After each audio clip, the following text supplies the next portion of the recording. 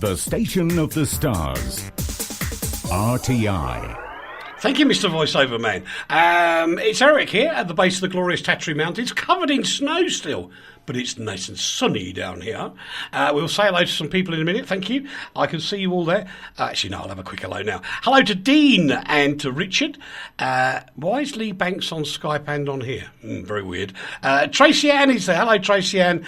Michael is in. Ellen is in, as is Thomas. Rachel's joined us as well. I know what they're doing. They're going to look at the chat room, aren't they? Yeah, I know. John is there, David Bloomfield. Steve says, afternoon. Afternoon, mate. And Andy's there as well. With no further ado, we better cross over to Lee. Hello. Hello, dear. How are you? Hot.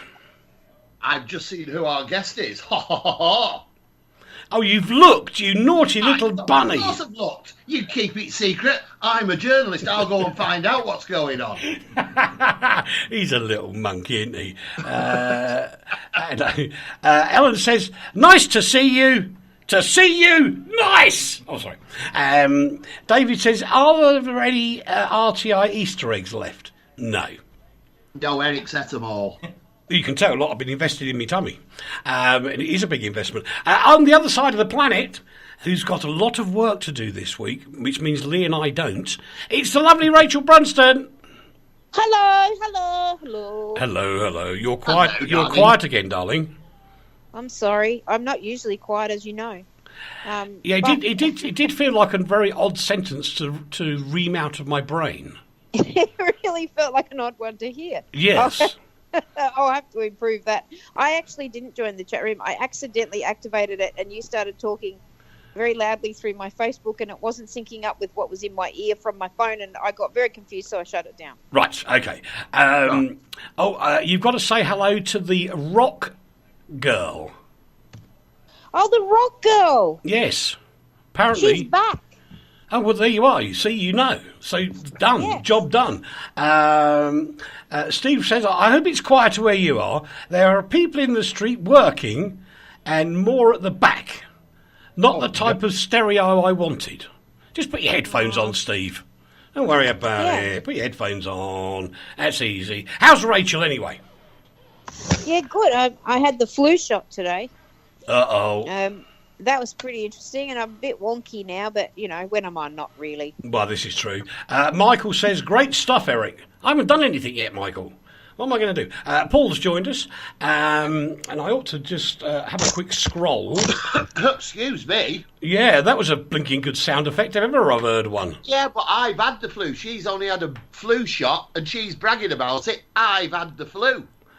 Yeah, Well- you had tubular throat singing. Yes. I know. I have been. I turned into a Lithuanian throat singer. You've just had man flu, you big kid.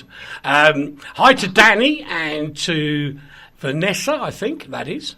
And we said hello to Alexa already, didn't we? Little Buddha, we said hello to him. Safari's there as well. Nice one. You're all back again. On time. Many of you are on time. That's really cool. Susan Brooks says good afternoon. Good afternoon, Susan. Good afternoon. And also, Paul Brown's there in the house, as always. Yay! As is Brian O'Donovan. And the lovely Nigel Lambert's there as well. Gosh. There are so many of you. Come on, young man, get closer to the microphone. I can't say hello to you over there. He's hiding out the way going, I don't really want to do the radio. But you've got to get... That's all. No, not yet. Now you can say it. Get nice and close. Hello all. That's better. But you can't keep moving away. Okay, fine. Otherwise they can't hear you. You have to talk. Pretend you're a singer. Yeah. Actually, this guy is in the studio with me. He's Ricky Sharma. We have played his music on RTI before, and he's actually quite a nice bloke to talk to as well. Thank you very much. Thank you. Yeah, but you're too Do you quiet. know what? He's a nice bloke to look at, too. I had a quick look. You naughty monkey! You naughty girl. Now, stop all this. Otherwise we'll have words, won't we, James? We will have words, and Julia will be after you anyway. If you know, stop all this. Look, can you just wave to the girls? Hello. No, you have to do it over here, because otherwise they can't see you. Do it again. Look at that. Hello. Ah, look. I hear shrieking all around the world. It's Yeah. like David Cassidy. Steve says, I hope you can sing better than me. Thank you. You are wonderful. We'll talk more to Ricky in a minute as we dive into the news, as always. We start off with Winnie Mandela's passed away, Lee. Yeah, it's very, very, very sad circumstances, and it's the end of one of the stories of one of the most powerful fights that this world has ever seen for equality and for the ending of apartheid. I'm not sure if the eulogies for Winnie Mandela herself really are painting her in colours that she didn't really represent. She was a woman who had a hard life. She was brought up tough. She ended up in this terrible situation of race hatred, and she fought back. And amidst her fight, she did some really bad, terrible things. But there was one person in The Guardian who said, and I can't remember who wrote this, but they said, if she was a white man, she would be eulogised. But because she is a black woman who fought in the way that many people have fought for their own freedom and the freedom of the people, she is actually being almost demonised. And that's the controversy of Winnie Mandela, isn't it? She was a bit of a naughty girl sometimes, it's got to be said. Yeah, but she was a freedom fighter. She was, but I think it went to her head a bit later in life. I think what you're saying is right. But she went through a hell of a lot. She was tortured, she was imprisoned, she was treated like an animal, and she fought back. People do some terrible things when they have to fight back. True. And that's what she did. Now, but whether she was a demon or a goddess is something that history ultimately will have to decide. And she's the only person that really knows the answer. Well, yeah, but the history books now, people will tell, and that's what history books are about, isn't it? It's putting together the whole picture. Absolutely. Yeah. Anyway, Jan says, have a good day, RTI. Thank you very much indeed. Thomas says, hi, looking good, Eric. No. Sorry, I don't think he's talking to you. I think he's talking about Ricky. I think he probably is talking about Ricky. She's only about that because Ricky looks like her husband. Yeah. No, Thomas, I have the ultimate face for radio. And that sums it all up, really. He was kicked in the box. Excuse me? I never spoke. I didn't think you did. Anyway, the great comedy actor Bill Maynard is there, and Jan says, "Who is a guest?" I think he means who is the guest. He probably can't see you properly. You have to say hello to him. Hi, Ian. It's Ricky Sharma. But Bill Selwyn Froggatt, a.k.a. Bill Maynard, has died. I couldn't even say it the last time. What a wonderful character actor he was. Amazing. Silence from the other two. Why? Because he was just good at it. He just made me laugh. He made everybody laugh, but that doesn't mean he was a good actor. Was he really a good actor? Let's be fair. Let's be honest. Come on, everybody. Was Bill Maynard a good comedy actor? Yes. Or was he just a bit of a character? No. I don't think he was that good an actor. I admired what he did. He made me laugh, but I don't think he was in there in the upper echelons of acting ability. I disagree. I know you do. That's why I said it. But no, you just said, if I said it's black, what are you going to say? It's sort of puce-coloured. I knew you were going to do that. Jan says hello to everybody. Hello, Jan. And Steve's got a good point, and I think this is where I'm coming from, actually. He was good because he entertained people. That's what I've just said, Steve. That is exactly what I've just said, but does that make him a good actor? Yes. That was the question. No, It doesn't. It doesn't make you a good actor. If you can be entertaining without having any level of skill. Oh, Yes. right. No, I think everybody's an actor. Yeah. What do you reckon? Yeah. You have to get closer to that. Oh, Otherwise, sorry, I keep moving away. Yeah, you do, don't you? Have you noticed, boys and girls, how he's got one of those deep radio voices? Hello, all. You see, he could go on, do it. You could do a voiceover. Lee Banks. Lee Banks. Oh, how cool is that? I have a feeling Studio 2 is going to come on later. Sir William Gladstone, gentleman I was very privileged to meet when I was a very little boy and can just about remember it. He's the former Chief Scout, and he was the Lord Lieutenant of Clwyd as well. And he was just a fab guy. He really was a fantastic guy. I suppose he was from the old days of scouting back in the day when you had your Queen's Scout Award, and that's how I met him, because I got one, and that's how I met Her Majesty the Queen the first time round as well. But I'll say I was only little. Well, I was big round the middle, but I was little in age. But what a wonderful guy, and he really pioneered this whole thing where genuinely kids of all backgrounds, ages and creeds were all equal in the scout troop. And I think we need more people like him today as well. I think we do. I would like to say, though, that if you keep your eyes on the consumerwatchfoundation.com... Hang on a minute, let's have a look. 10 minutes and 58 seconds. I know, I think... Pretty slack. Pretty slack. I think I'll make it part of me. When you introduce me, I'll just say consumerwatchfoundation.com. Oh, all right then. Yeah. That sounds about right. In the next few weeks, the consumerwatchfoundation.com is going to be taking a very serious look at the Scouts movement. The modern version. Well, going back 50 years, even a bit longer maybe 60 years, and investigating the way they've handled certain things that we're not willing to discuss at the moment because it'll take too long, but keep your eyes open, and we will show the underbelly of the Scout movement. Oh dear, now we're going to be in such hot water! Aye! Because Steve's he's responded to your words. As he did. Come on, Steve, what are you saying? Come on, He said, just look at the DJs here. They're entertaining, but would you call them talented? Exactly. No. Exactly. That's No, you would. the listeners. No, you would actually. Hi to Jan Tribler from TV Marquesa, and Alan, and who else is there? Oh, Dave Thomas is there as well. Thanks for joining us, guys. The 5-time World Darts Champion, the crafty Cockney, Eric Bristow, has sadly died at the age of 60 after a heart attack. How tragic that is, really, isn't it? He was wonderful. And he was such a... He was one of those in snooker... what's his name? Ronnie O'Sullivan. Ronnie O'Sullivan, thank you. Yeah. Ronnie O'Sullivan, Eric Bristow, they were all of the same kind of background where they were just like a cream cake. Naughty but nice. Yeah. Did he have did he, Uncle Eric, did he die of a dart attack?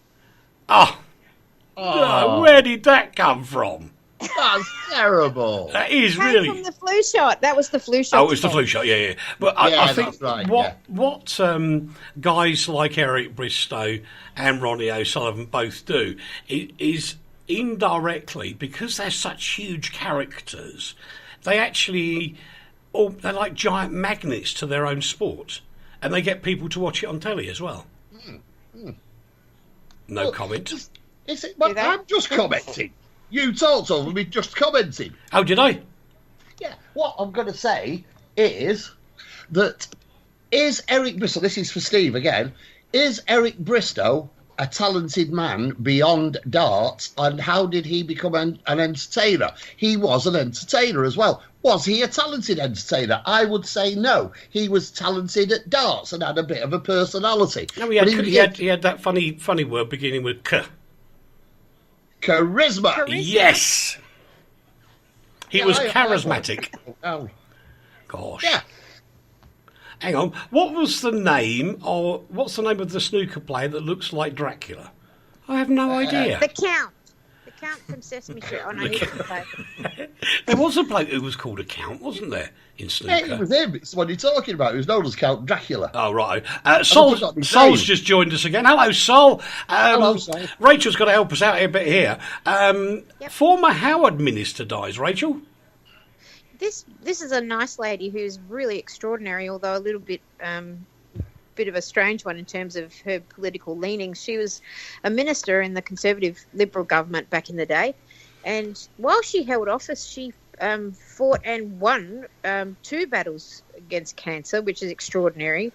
And then she went on to do marvellous things for women's rights and civil rights and so forth. She actually, she originally was a lawyer, which back in the sort of 50s in Australia was unheard of. Women lawyers were very rare.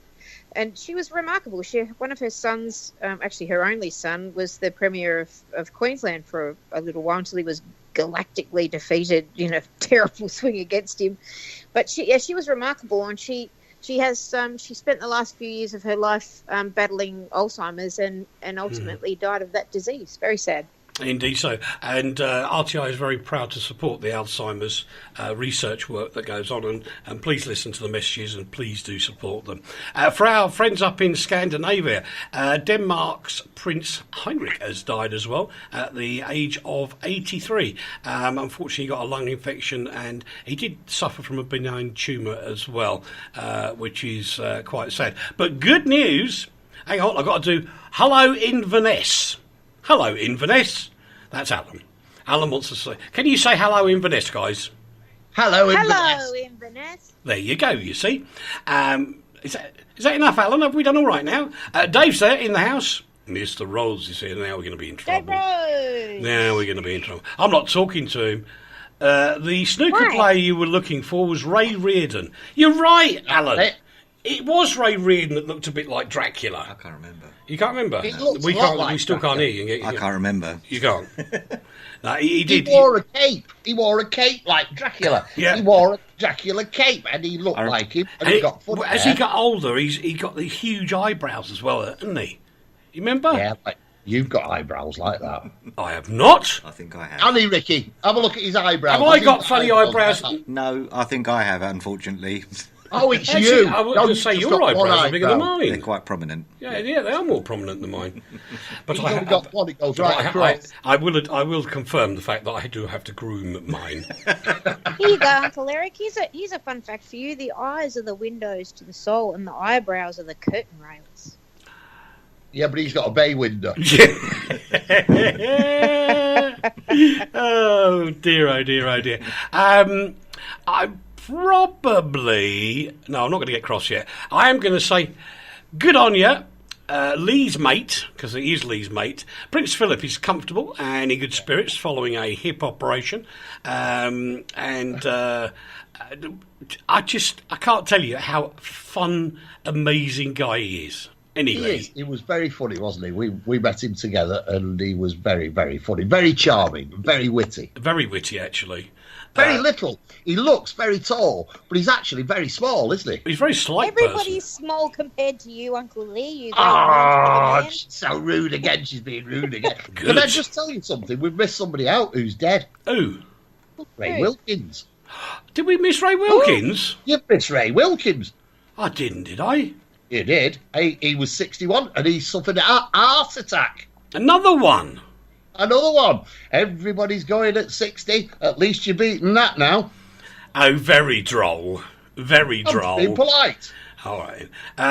Do you know, he was different to Eric Bristow in that he was a gentleman of football.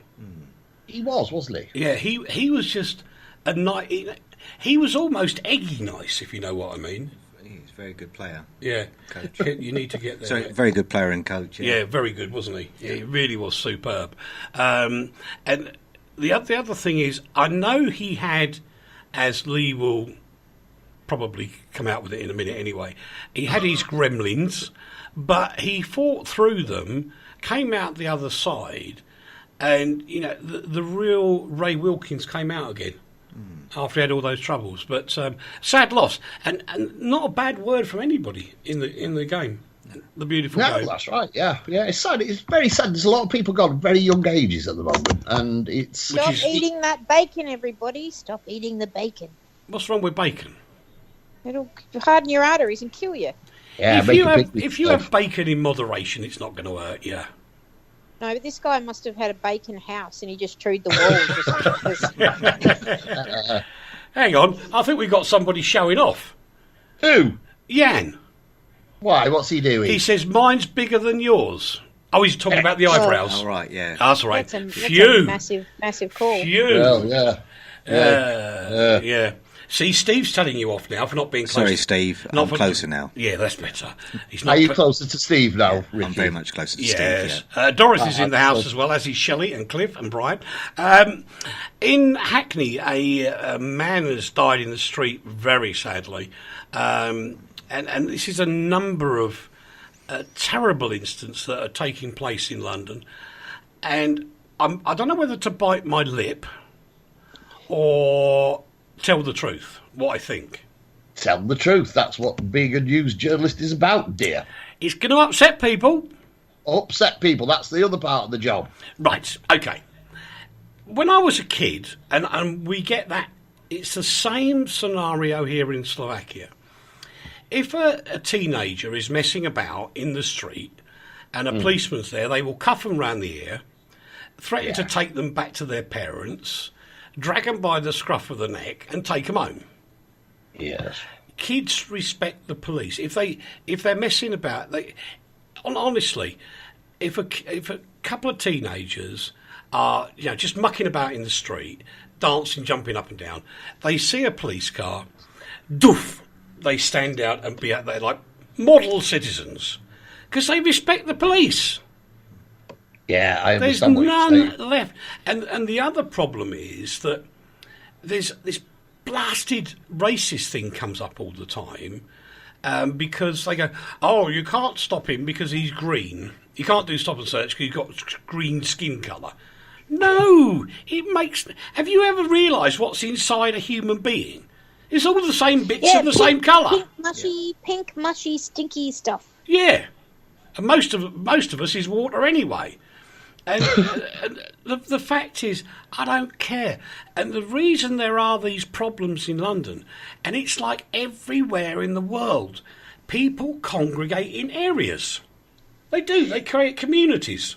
And if you're going to have a community, I'm sorry, there's going to be yellow people, green people, pink people, brown people, black people, white people. They get because they're friends. They want to live together. Yeah, but this isn't a racist issue.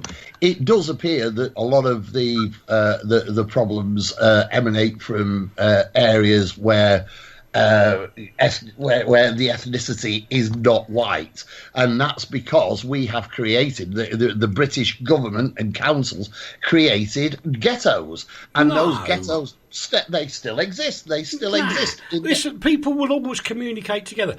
I'll tell you what. Yeah. Let's. I don't know if Rach knows any Aussies in London, but I wouldn't mind betting that if you got a bunch of Aussies in London, they'll all kind of live together or close to each other. Yeah, that's right. They wouldn't notice because they'd all be drunk on beer together. Well, that wouldn't create this atmosphere where Britain is now considered to be the murder capital of the world. This isn't a race issue. No, that's wrong. That's wrong because there's the same amount of people get murdered in New York, Lee. Well, yeah, well, okay.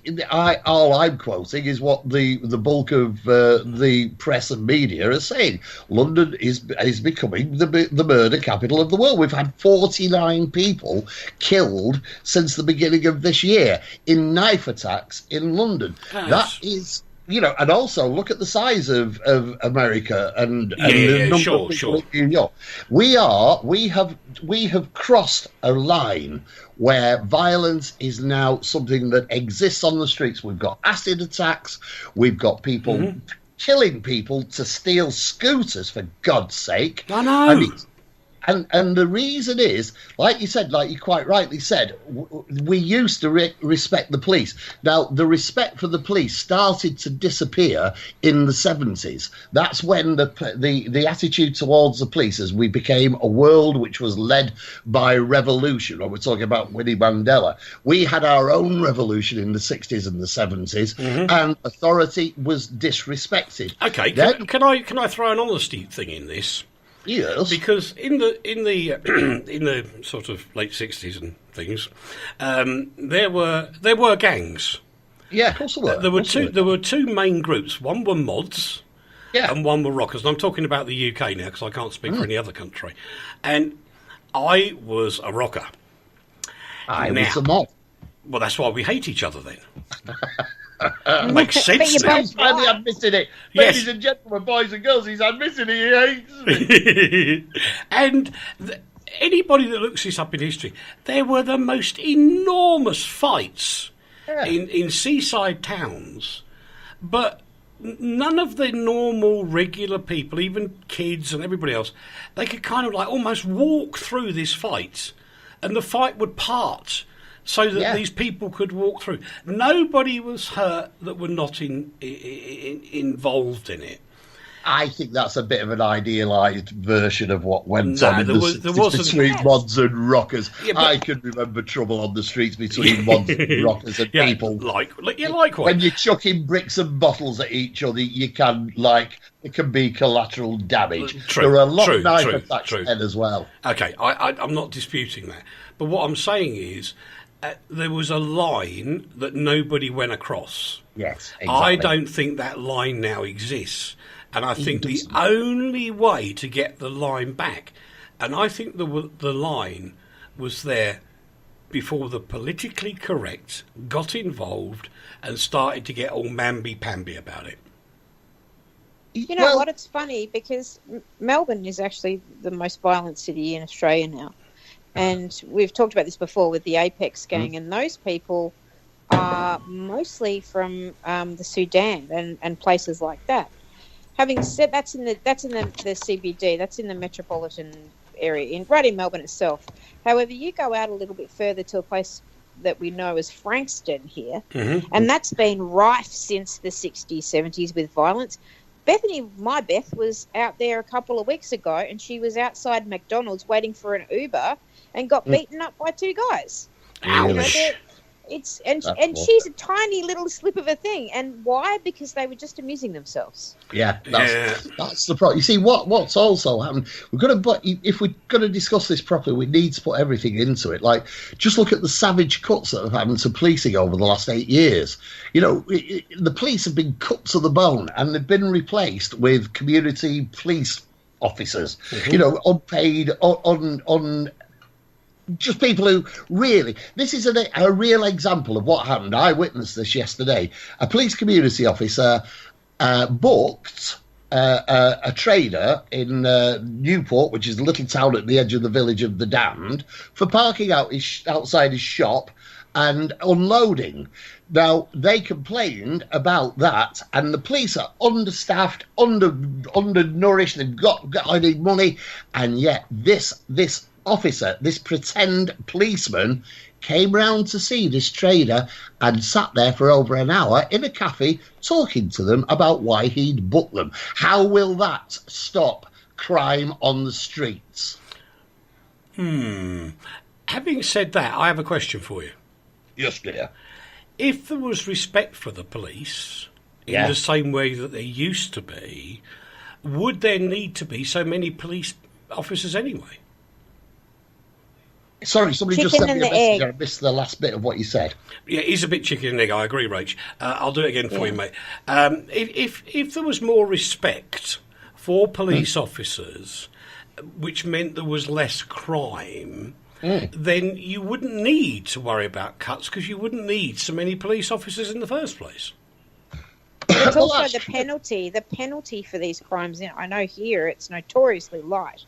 So people don't care if they get caught because they're going to be out of jail the following day or even several hours later. Yeah. I think the penalties need to be stiffer, and that's up to magistrates.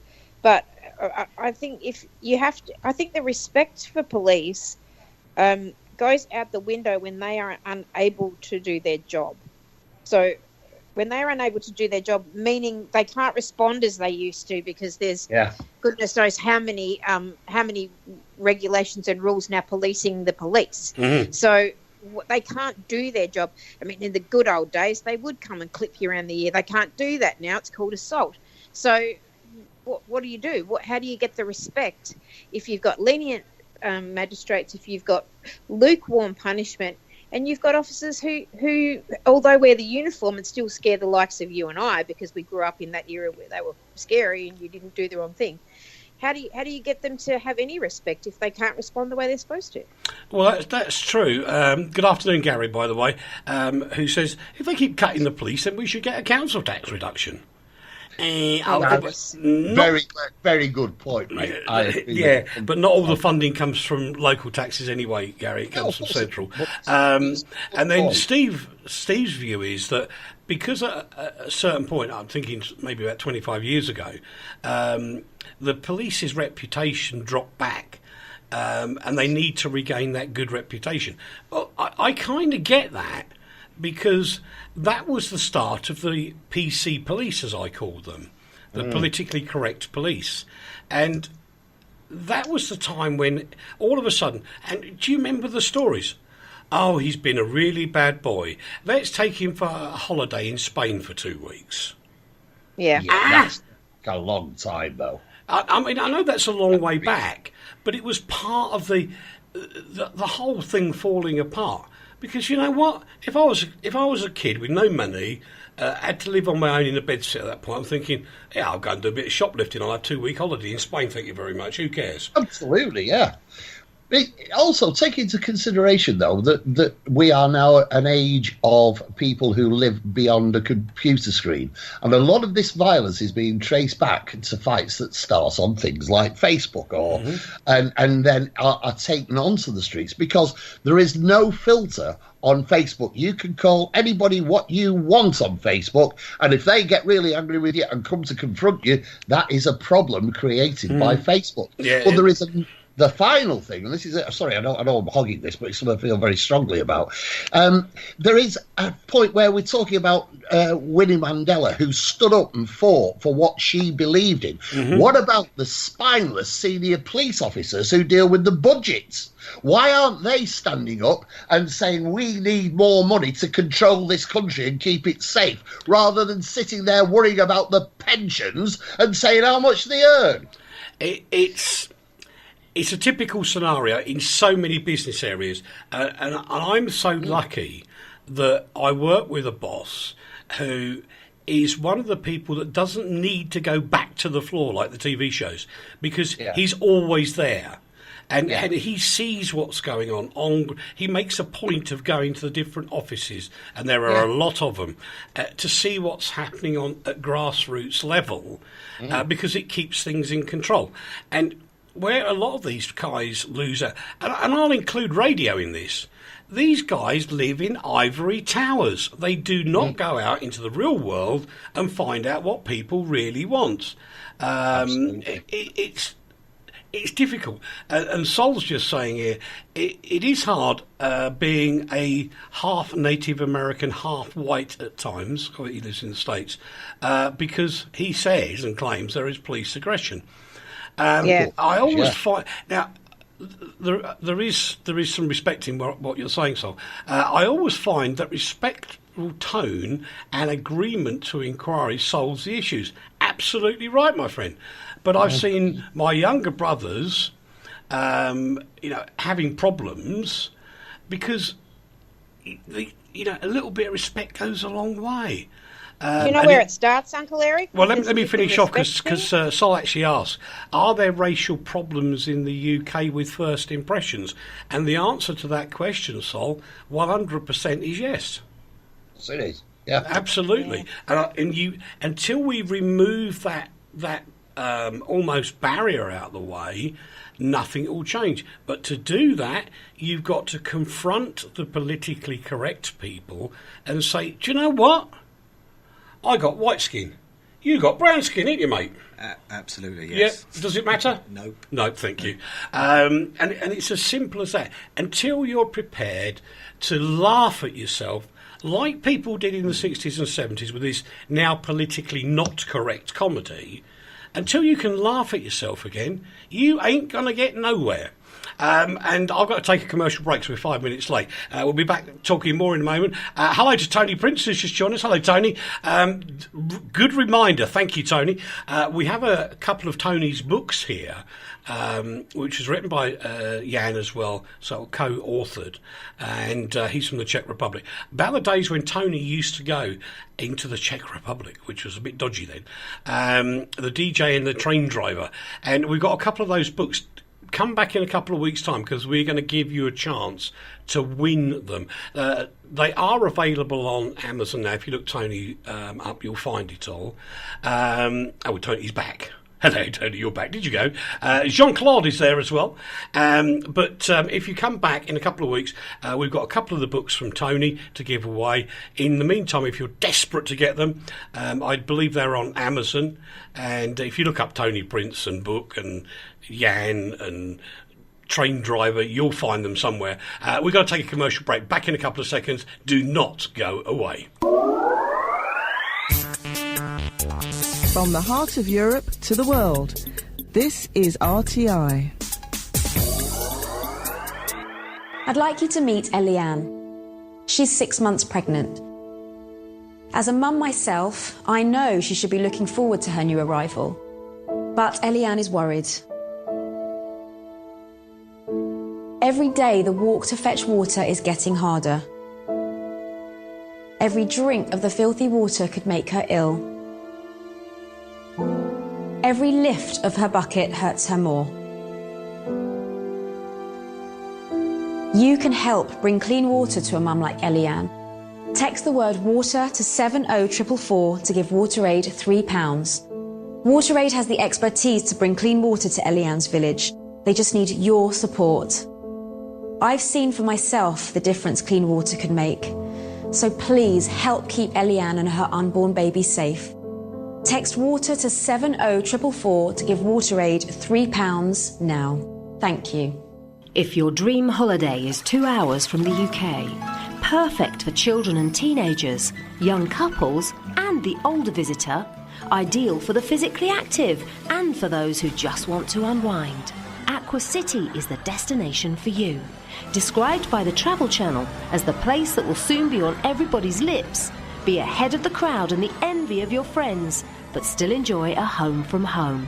Come to Aqua City Poprad, the world's leading green resort. From the heart of Europe to the world, RTI. Welcome back to part 2 of Postcard from Poprad, which is a little bit shorter than part 1 because I was a bit late with the ad break, but that doesn't matter. Tony says, thank you, Eric. That's all right, Tony, anytime. The Railway and the DJ, that's the one. Look up Railway and DJ, Tony Prince, you'll find it. I know for a fact it's on Amazon, and we'll give a couple of those books away here shortly. Hi to Aisha, and also to John Reedy. Hello, John. On the other side of the world is a little bit of sanity. Because the Victorians, not as in age of Victorians, that's the state of Victoria, Victorian criminals may face jail time under new gun laws. I hope somebody in America's listening. Rachel, what's happening? Yeah, it's brilliant. The other side of the world is sanity indeed, not in this particular lounge room, but in the state of Victoria where I live, the police have been given particular powers to deal with people that they know to be in gangs, bikie-related gangs, potential extremists, etc. If they're found to have a weapon, they will face extreme jail time. And the police have been given the power to, and I hope this doesn't get misused, but police have been given the power to search people without a warrant if they're suspected of carrying a weapon. And they're not looking for, John Q. Citizen, because in Australia, John Q. Citizen doesn't carry a weapon. No. We just don't. But if you are, and they're known criminals, so they're known criminals who also are known and have previously been either persons of interest or convicted of gun crime. Yep. So this is a really massive initiative that the Victorian government and the Victorian police have taken to stamp out gun violence and the black market dealings of weapons, etc., and to sort of stop these people in their tracks. And I think it's a great idea. I just hope that they don't start, racial profiling and things I like know. that. But I think if they use the common sense strand here, Rach, then it all makes logical sense. It does. And I mean, in the 80s, there was a mass shooting right near the city centre, right next to the MCG, actually. Mm-hmm. A fellow went bananas with a gun in the middle of a very, very busy road and killed a lot of people. But we don't have mass shooting issues here anymore since the Howard government put out an amnesty and abolished those sort of weapons. But they don't want... police don't want to see a repeat of that, and they don't want to see it in the name of drugs or crime of any kind. Mm-hmm. So this is a good thing, and I think you're right. It is a bit of sanity in a world that's clearly going bonkers in terms of guns. Mm-hmm. Yeah. Okay. Let me see if I can do a bit of help here first before we move on, because Tony's messaged me back, said the book is actually called The Royal Ruler and the Railway DJ. That's the full system or full title. Sorry. And do you know, I keep forgetting this, and I shouldn't. So I apologise, Steve, because I'm an idiot. A lot of people that listen to this show actually have sight problems, and we love you to bits, so you stay with us. And the question for you, Tony, is there an audio book available of the Royal Ruler and the Railway DJ? And I can't think of a better person to voice it than Tony himself. But the question is, that would be awesome, I think. Is there an audio book available for those with less than perfect eyesight? And I speak as one whose mother suffered that terrible disease for a long, long time. So thank you guys for tuning. And I have to say thank you, actually, to some of the groups that work on Facebook, amazing groups. I don't know how you do it. I just think you're amazing. They are all sight-impaired people communicating with each other via Facebook, and several times they've mentioned us. So thank you. You're wonderful. Hello to Lynn Rothwell. Hello, Lynn. Lovely. Hello, Lynn. Hello, Lynn. I am probably going to have another little rant in a moment, a mini one. According to the Russians, Daddy is fine and I'm coming home. That's what they're publishing. This is to do with Yulia Skripal and this whole melee that's going on as to who's telling the truth and who's not telling the truth. Now, there's a whole spat going on, which is all very childish as it goes, as Russia continues to deny involvement in spy poisoning. Yeah. Now, you see, I have a bit of a problem there. Why? Well, you see, if they're saying the English don't know and they have samples, how can the Russians say it's not them if they haven't got samples? Because you know why? Why? Because they might not have done it. Well, he who speaketh a lot and puts smoke clouds up and stuff makes me wonder. Because, come on, guys. The Russian ambassador to the UN has been getting all cross with the UK ambassador. But the fact is, how does he know that some rogue person in Russia has not been able to get this evil stuff into the UK, which may have been produced in Russia, unless they've got a sample of this stuff, they can't say it wasn't me. But Britain is saying it was them and has no proof either. The problem... See, now let's do a journalistic put the cat amongst the pigeons question, right? You did hear the statement from that guy at Porton Down the other day, don't you? Yeah, that's right. Exactly. They can't... Yeah, and the thing is, if what he said is right, where did they get the antidote from? But that's not the point. Oh, no, I can answer that one. That one I can answer, because Porton Down actually held some of the nerve agents, when it was originally created, to produce an antidote, which actually doesn't work in every case. But they don't know what it was. The point is, Porton Down had to admit they can't identify what it was. And so there is a problem there. The cat amongst the pigeons question is this, right? Just let's think of it this way: how many Russians have died in mysterious circumstances on the streets of Britain in the last 30 years? Loads of them. Yes. What is the common denominator there? Not the fact that they're Russian, the fact that they died on the streets of Britain. And what's Britain done every single time? He says, the Russians are coming, they're doing it. And how do we know? We're as much into strange politics and spydom as the Russians are. Mm-hmm. Why do we always automatically blame the Russians?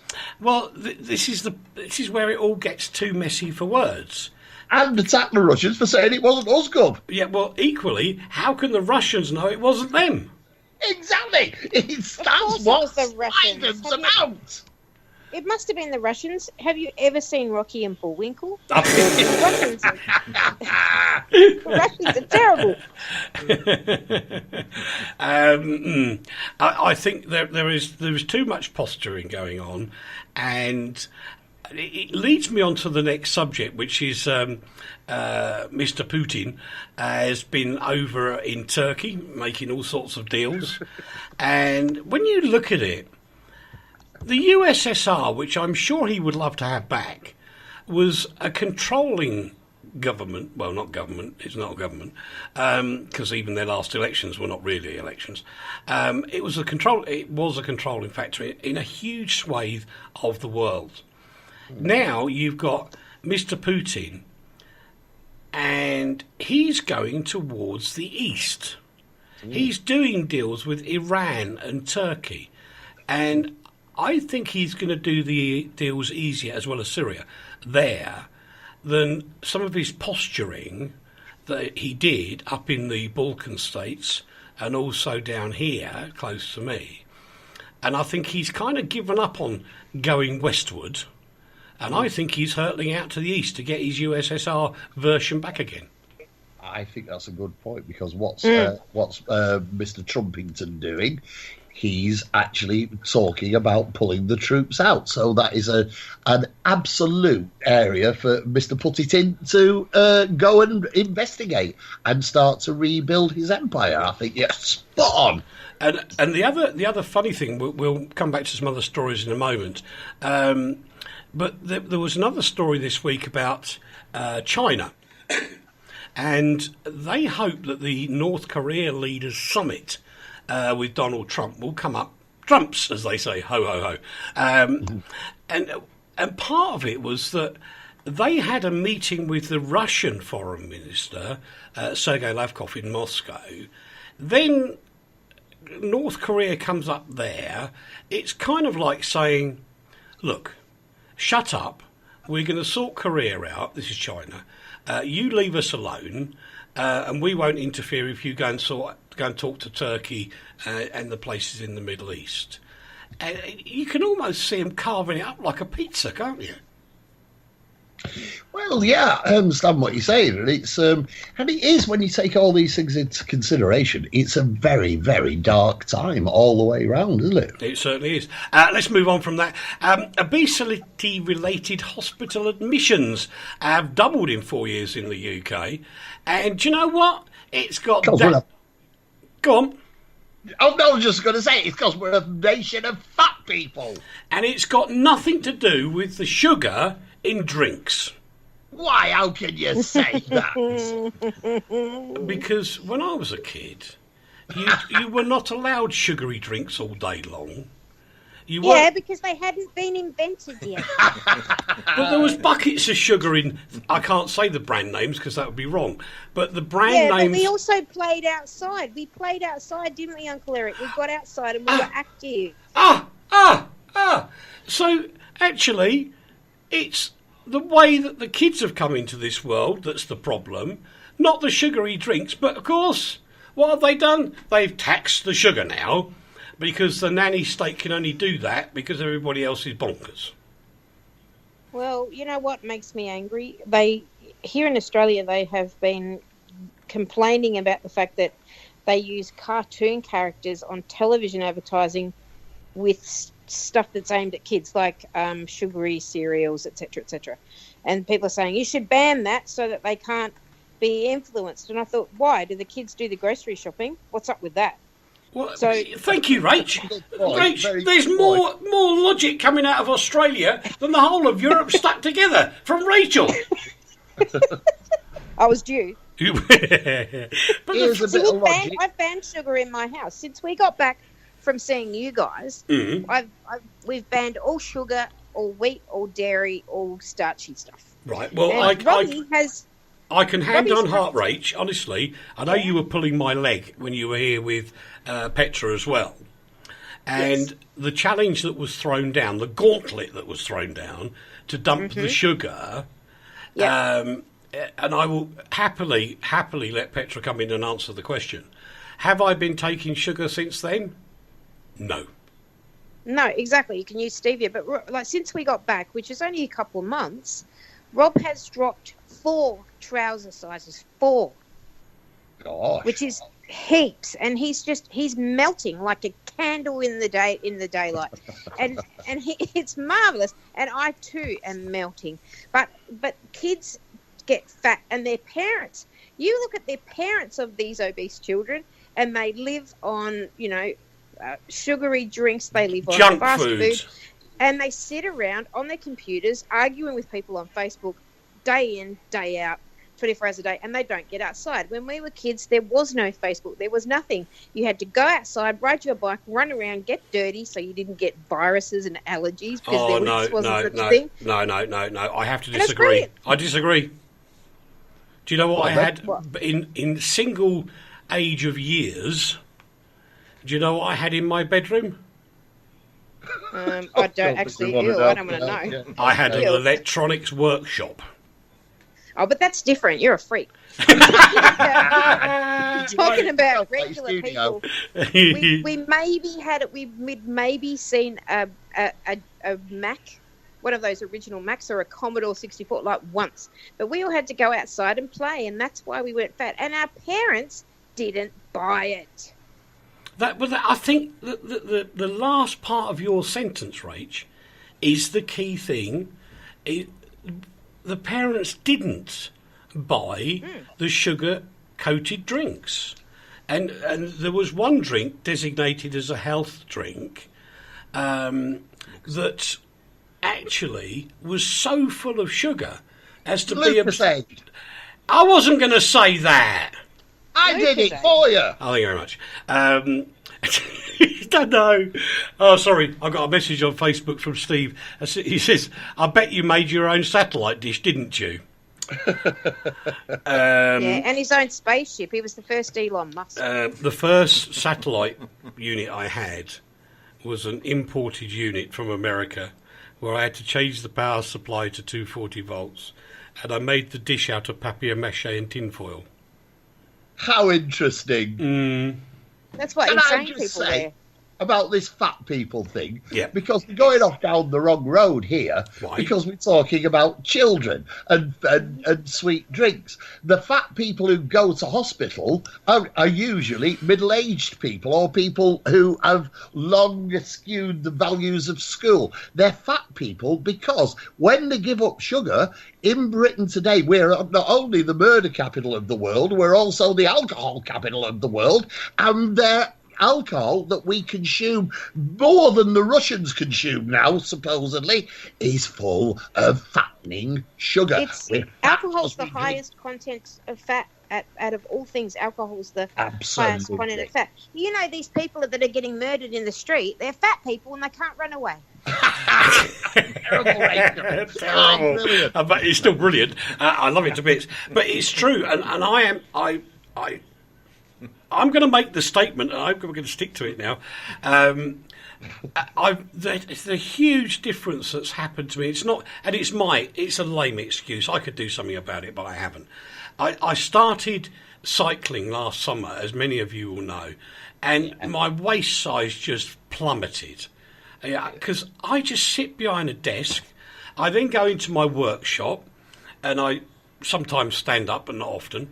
And then I walk, I go down in an elevator, walk about 3 meters to the car, 2 flights of steps up from the garage to there, then it's an elevator up You've forgotten the 5-hour stints in the wine club. You're single-handedly propping up the economy of that particular bar. Well, that's very true, and I intend to do that tonight as well. But I don't exercise, and it's my fault. There you go. I've done it. I'm an alcoholic and done the similar thing for being fat and sugar. I don't exercise and it's my fault. I genuinely, tomorrow, whatever, as long as it's not pouring with rain, I'm going to start getting on my bike again because I don't feel very nice now. You know, it's funny because in Australia it's actually cheaper to buy fast food than it is to buy fresh fruit and veggies. Yeah. And meat in particular is very expensive, particularly lamb. But that's what, you can get a cheeseburger and a handful of nuggets at McThingo's, and that is cheaper than cooking your children a proper meal and yourself a proper meal. Yeah, and I that know. is the curse. That's the scourge. Absolutely. Hello to Martia Komisova, who's in Bratislava, I think. I could be wrong. Hello to the lovely Sonia Webb as well. I've got time for one more story. We've missed so much out because we've been debating like crazy. But I've got to squeeze this story in because I put this in specifically for Rachel. Because I'm like that. And I did, because I know Lee will be completely disinterested because he's a Luddite. But Rachel will be very interested and probably very jealous of those that do it. And this is about tourists who will soon be able to boldly go where no holidaymakers have gone before, thanks to the launch of the first ever luxury hotel in space. Yeah. Yes, the Orion span. I think this is brilliant, but they haven't figured out how they're going to get people there from the Earth yet. They are currently trying to get interest in somebody who's going to fire off, people from planet Earth to this station, which is going to be only like 400 kilometres away from Earth, so pretty close. But it's brilliant. If you've got a lazy, it's in elliptical orbit, isn't it? It's very, very close. But it's to Spain. It's still considered space, but it's also where you can achieve zero gravity and have the entire space experience without going into deep space, which is very, very dangerous. But if you've got a lazy, 9 million odd pounds lying around, you can go. You can, and if you've got a lazy 80,000, you can put a deposit down, which I'm told is fully refundable. But it only houses 6 at a time. But there's 3 months training, and then you can go and you can do research. You can help build modules. You can do all this cool, awesome, interesting stuff. Would you go? And I am jealous. I'm absolutely chartreuse with envy. Hang on, let's do a quick bit of research. Ricky, would you go? I think I would. Yeah, I would. I feel slightly sick, though, in the journey up there. No, it'd be wonderful. But once I'm there, I'll be all right. Suck a bit, Ricky, you'll be all right. You get used to it because you got 3 months training before you actually got. Well, Paul says, will you go with me, Rach? Yeah, I'll go with you. Absolutely. That's the road, Rocky. Yeah, exactly. Tear it up. Paul Brown and I would make a mess up there. It'd be fantastic. I've got a couple of questions to answer as well. Was it you who published something similar, talking about the satellite dishes earlier, in an electronics magazine? Yes, that was me.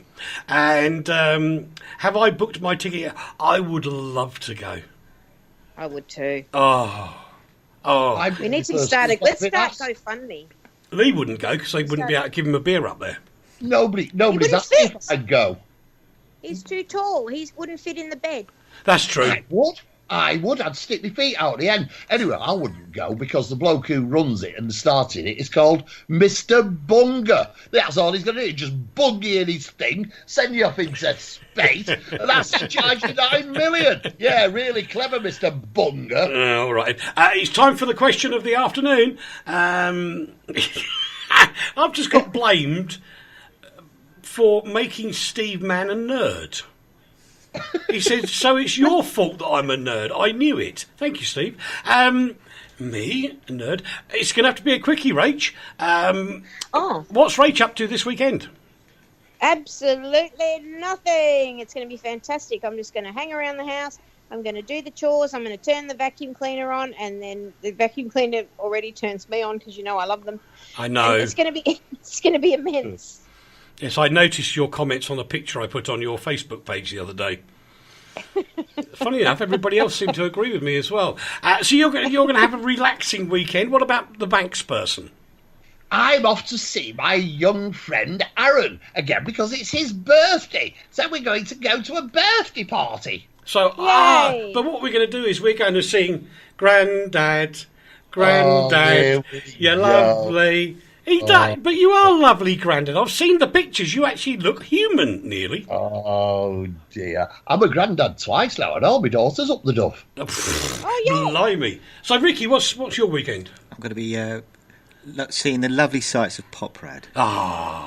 Beautiful city that is. Isn't that wonderful? Well, that's it, boys and girls. Time to say goodbye, Rach. Goodbye, Rach. Time for Sooty to say goodbye. Bye-bye, everybody. Bye-bye. That was Postcard from Poprad. Steve Mann's up next here on RTI. Whenever you listen, even on the repeat, it doesn't make a lot of difference, really, because he's there again. Thanks for your company. Take good care of yourself, and we'll see you all again soon. Just remember, be careful out there. We want you back next week.